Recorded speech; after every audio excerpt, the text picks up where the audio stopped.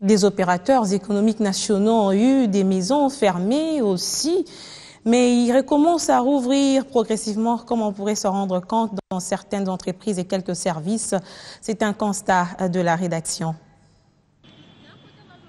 Kinshasa retrouve son rythme normal après une paralysie d'activité observée durant près de 72 heures dans la capitale.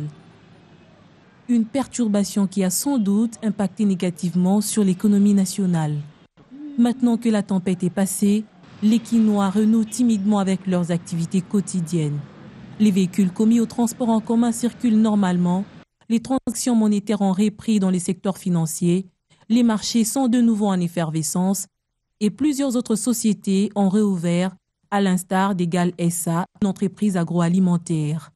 Ici, la livraison s'effectue normalement. Les clients s'approvisionnent en vivres frais comme à l'accoutumée. De quoi ramener la confiance auprès des consommateurs. La chambre forte va aussi me répondre à biso tout ça au Fongola donc la population a tika la mikolebele sans colia parce que bino ko bayebi biso kinois chaque jour photo lia donc mikolo yo tozo sala tozo Fongola baya et pendant biso sala ba chana bango pour ba servir population.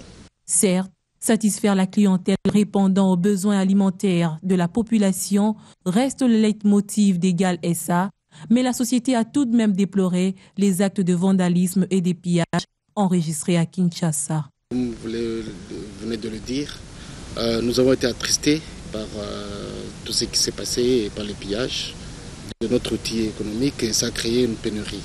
Et comme vous savez que la pénurie qui est victime de la pénurie, c'est la population elle-même. Il y avait d'abord 2 jours de congé, un dimanche, et par après le lundi, le mardi, ça fait quasiment 4 jours que la population ne s'est pas approvisionnée. Alors finalement, face à ça, il fallait bien quand même qu'on puisse approvisionner la population parce que tous les jours on doit manger comme vous le dire. Et nous avons ouvert et nous vendons pour que, à moins qu'il n'y ait plus la pénurie. L'État a promis de nous protéger et nous devons servir la population. Il faut dire que les 3 dernières journées ont été effectivement un manque à gagner tant pour les opérateurs économiques que pour leur clientèle.